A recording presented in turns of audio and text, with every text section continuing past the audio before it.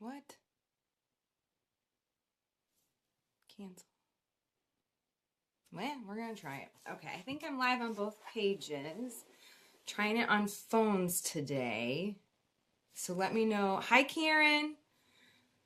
So last week we had, hi, Julie. Last week we had totally technology problems on my personal page. So I'm going to give the warning again. If you get kicked off, I'm live on both of my pages. Hi, Cassandra. Thank you. So you can always go to the other one if my internet goes down. Good morning, Julie. Hi, Ben. Hi, Melissa. Hi, Wendy. So I've started to keep a list of topics to discuss on Facebook Live. So for those of you new here, sometime between Friday and Sunday, I go Facebook Live for a live teach. Because I love teaching live and I love engaging with you guys and seeing what questions you have. And so I have started to keep a list of topics. So if you have a topic that you would like me to teach on, you obviously know what I talk about all the time. Shame, vulnerability, Brené's stuff, showing up in your life and living authentically, and health and self-care and all of these things. So as you probably also know, I am growing my YouTube channel. So this is another way that I have another video to upload to the YouTube channel, and that people can see me interact live and teach. And so one of the topics that I wrote down on my list to share about live is forgiveness, because it's actually one of the topics that we talk about in the Rising Strong curriculum. So when you come and do a Rising Ever Upward workshop with me, grief and forgiveness is one of the sessions that we talk about. Or perhaps you're going to join me for an online version of that workshop. It's in the works, people. It's in the works. We got to work out a lot of stuff. So make sure you watch for that. So forgiveness is, it's tricky. Son of a bitch. It really is. Forgiveness is difficult. The great part, just like I put in the comment to this live, is that there are a ton of amazing resources when it comes to forgiveness. And it's not the simple adage anymore of forgive and forget. It's just not. We are more complicated than that. People are way more complicated than that. We're all flawed. We all mess up. And so forgive and forget. What's happening with that? Oh, hold on. I'm on Chad's phone. Cancel. Sign in prevented. Broadcast pause. Resume. I'm on Chad's phone on one of the pages. I don't remember which one. So it just tried to do something. Sorry. You know you're doing good work when you have technology problems. Because the enemy tries to shut you down. Okay.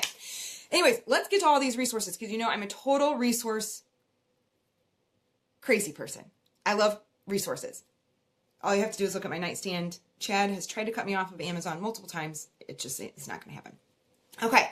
So one of the toughest parts of forgiveness, and why forgive and forget is so difficult for so many people, is, well, number one, we don't forget. Especially, I mean, let's be honest, women, our brains are just not wired to forget. There's an awesome video, actually I'll link it, called The Nothing Box. But like, our brains are like a ball of wires. Everything is connected to everything else, and the searing energy that runs it through, or that like runs it, is emotion, which when you attach emotion to anything in our brain and lives, it's seared into your brain. So forgive and forget definitely does not work for women. It does not work for men either, though. So, but the underneath area of why forgive and forget is so difficult is because trust is broken. Something has changed. Something is lost. I have to recalibrate my relationship with that person, or even the situation, or whatever it is. So like when it comes to trust, that's one of the biggest difficulties, is that like something is forever different. It's why we just can't forgive and forget. So because I'm a huge resource person, I love the research, and I love giving you guys places to start to work. And so I'm going to link all of these things in the comments below. But so one of my favorite researchers on forgiveness is Dave Asprey. And some people know Dave Asprey from the Bulletproof Diet. A lot of people are drinking Bulletproof coffee now. I am one of them. I love it. But Dave Asprey is actually, his claim to fame is bulletproof, but really he does a ton of research on meditation and how we get our brains to the calmest place we've ever that research has ever seen. He hooks you up to like all of these machines in this room and he teaches you meditation. And what he has found in his research is called 40 Years to Zen. I've looked it up. Last time I looked it up, it was like $15,000 to go for 5 days. So not in the budget yet, but it's going to be there one day. So what happens is he hooks you up to all of these machines to like rate when your brain is at the calmest. And meditation obviously makes your brain pretty calm. I'm going to do a video on meditation because there's a ton of new research coming out on meditation that lots of you who hate meditation will love. But what Dave found in his research is that when you are practicing what we call radical forgiveness, that is when your brain is at the calmest state ever. Radical Forgiveness is also a great book. I need to add that to the list, actually. It's a great, great book. But so when you are practicing radical forgiveness, in other words, you are forgiving that person into love. Vishen Lakhiani is another person that I love. He is the author of The Code of the Extraordinary Mind. That's who I discovered Dave Asprey through. Vishen Lakhiani talks about, he has an amazing, amazing video. I'm going to say a really bad word right now. So if you have a child around you, please plug their ears. Vishen Lakhiani's video called Unfuckwithable is amazing. And he talks about how radical forgiveness is part of this healthy and happy life that we are all yearning for and we all really do have to work for. And so when he talks about forgiveness, when Vishen Lakhiani talks about this radical loving forgiveness, he says a couple things that are really, really, really helpful that I use as mantras, and I think that you will find helpful also. Number one, hurt people hurt people. Hurt people hurt people. Most people are not sociopaths and truly messed up. Nasser is probably a sociopath, okay? But those families still need to forgive him because forgiveness is about us, right? So hurt people. That kind of helps us in our forgiveness journey. And the other thing that Vishen Lakhiani always says is that God only sends angels, which is another way to practice that gratitude and really remain open to receive the lesson that you're needing to receive when you are being hurt or disappointed by someone that you love. So Vishen Lakhiani talks about forgiveness in his like meditation. He has a meditation called the 6-phase meditation, and there's literally a section in it every day that you use this meditation that you envision that person or situation that you're struggling with, that you're struggling to forgive, and you say the words, I forgive you, and I ask you to forgive me. And then you envision, this is all in your mind's eye, that person saying the same words to you, I forgive you, and I ask that you forgive me. Some people even say like, then you embrace into a warm, loving hug, which I know for a lot of us, it can be difficult, but there is a significant piece to that meditation. One of the other meditations that totally so freaked me out when she was talking about meditation, Carolyn Mace has a morning meditation, and she told, I felt sick to my stomach when she said this, and yet it was so powerful. So she was talking about someone that you are holding a grudge with, or you're really struggling with forgiveness with, and you imagine that it's the last day of your life and that they are the person sitting by your bedside. There's some perspective for you. And that's literally all she said. And at first I was like, that's terrible. Like, screw you, right? And then you really think about it. Like, the things that we're holding on to and the hurts and the pains and whatever, at the end of the day, does it matter that much?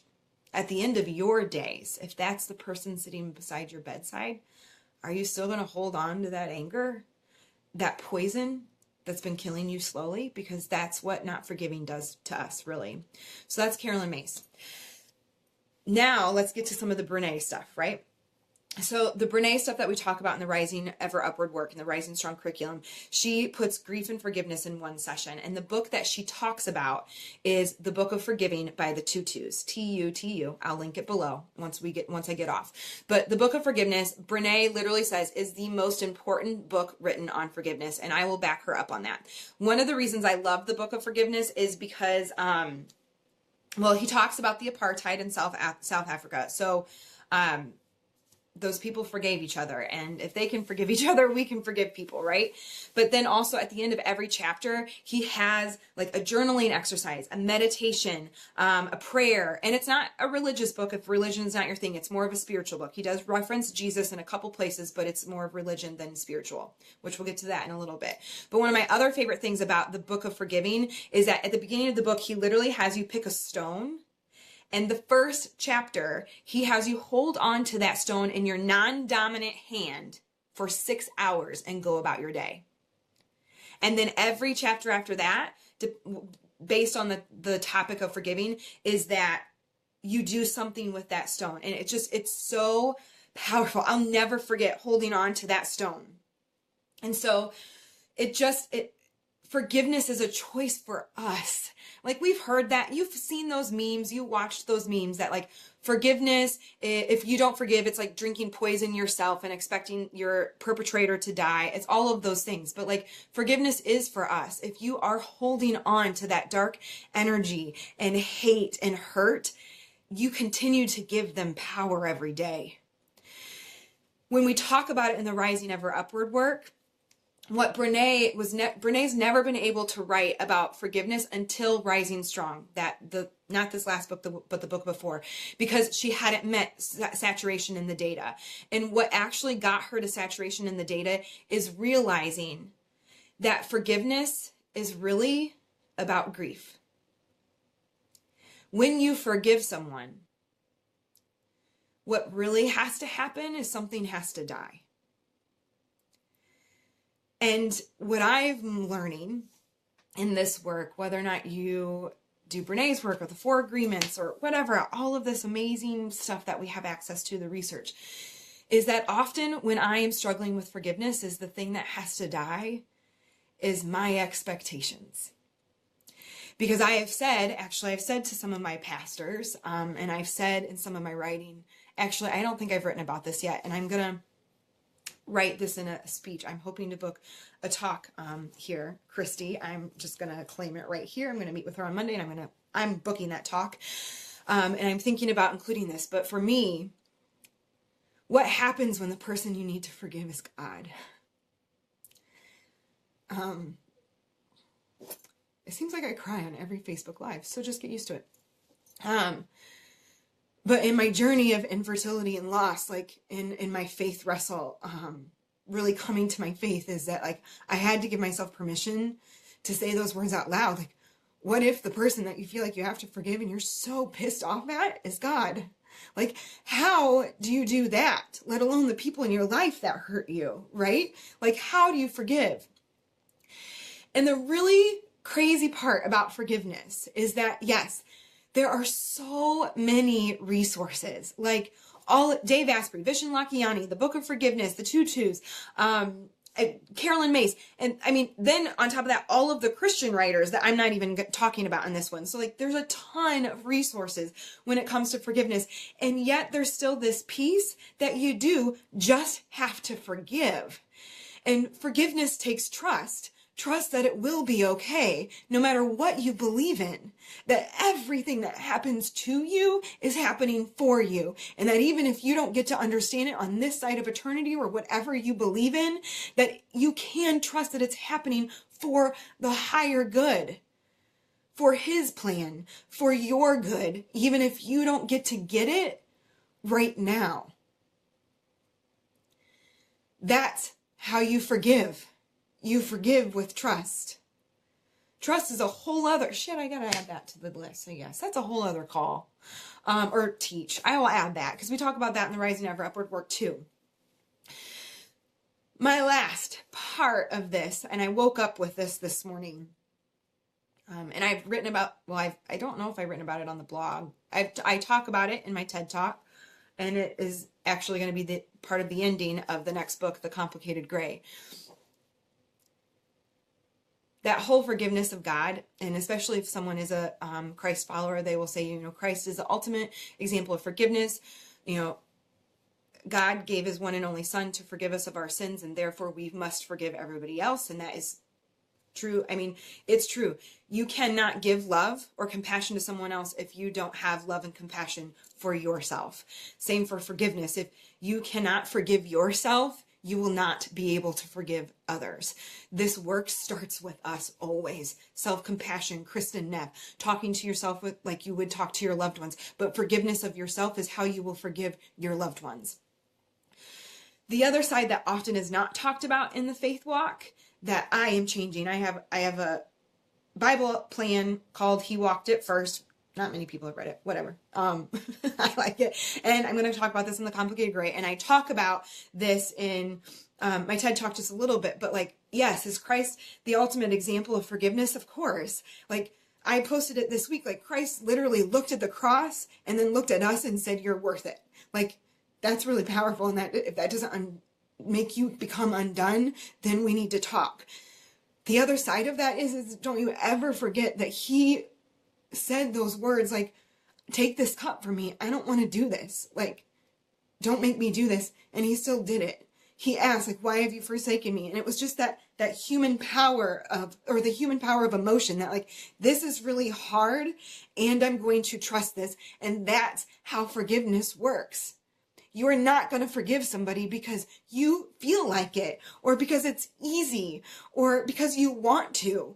You forgive them because you have to, because if you don't, it will eat you alive for the rest of your life. You forgive them walking into the muck of the complicated gray and giving yourself permission to feel this is hard and I don't want to do this and I don't think that they deserve this. And at the same time, I'm going to trust that this is for my higher good. And when I forgive them, I can heal even more and live my best life. So you forgive. And yep, you use Christ as an example and you use all of these other resources to help you. And at the end of the day, you choose to have compassion for yourself and for them, knowing that we're all just a bunch of flawed freaking people trying to figure this life out. So you forgive. So that's what I got today. I cried 3 times. Maybe that's going to be the thing of Facebook Live too. I cry actually 3 times. And I'm not going to answer your comments throughout because I just get on my my freaking soapbox. But I want to talk. Just quickly, I'm going to go through. So Christy says, oh yeah, yoga training. I forgive you and release you. You are free and I am free. Then we burn the paper. I love that. Christy, I'm not going to click see more on the phone because I'm way too scared it will screw something up on my life. So I'm going to read the full comment when I jump off of this. But like, I love that. I forgive you and I release you and you are free and I am free. Like that's what forgiveness is. Forgiveness is for us. It's not for them. But I think the biggest piece and how we consolidate that and wrap our brains around that is that oftentimes the forgiveness is really about the death of our expectations, that we were expecting something from someone that they just didn't have to give. It doesn't mean it didn't hurt. It still kind of means that probably is their best, but their best is not good enough from us. I talk about that in all my lives, it seems like, but like the forgiveness requires the death of my expectations, that I'm expecting something from you that maybe you just don't have it to give. And if I'm going to hold on to that and not forgive you and hold on to that pain, that shit's definitely on me. It's not on you. Julie, yes, you have to get that book. Add it to the pile. My pile on my nightstand is so out of control. It's so out of control. But I love it. I love it. I love it. What else? I have had to say with my words, I forgive long before that same forgiveness has felt. Oh, thank you, Tina. Yes, that's such a good point.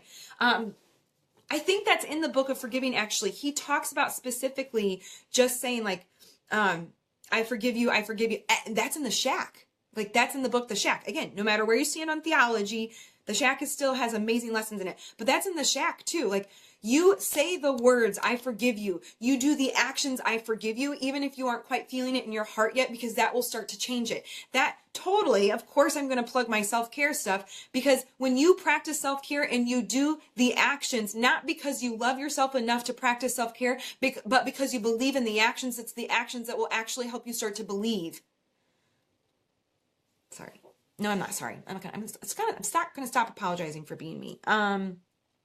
releasing our hands from around their throat, our energy shifts. And I've noticed sometimes that can bring actual healing to the relationship in time, of course. Christy, yep, thank you for that. Because that, I mean, they talk about in the book of forgiving too, forgiveness does not mean that you still have a relationship with that person.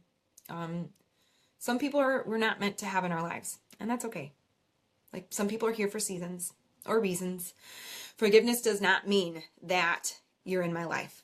It means that we're okay. So, all right. I have no idea how long it's been, and I try not to be on here for super long because I actually do want people to rewatch them. So thank you for being here. If you have ideas for future Facebook watches, please comment below. I have all of these books and the links to them. They're affiliate links, which means that you help.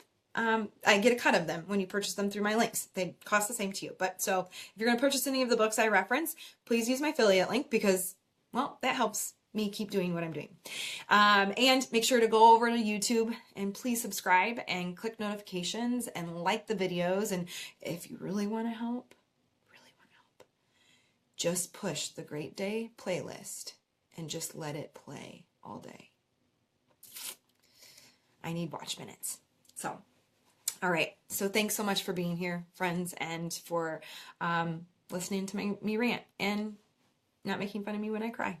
I love you all. And check the comments for the links. See?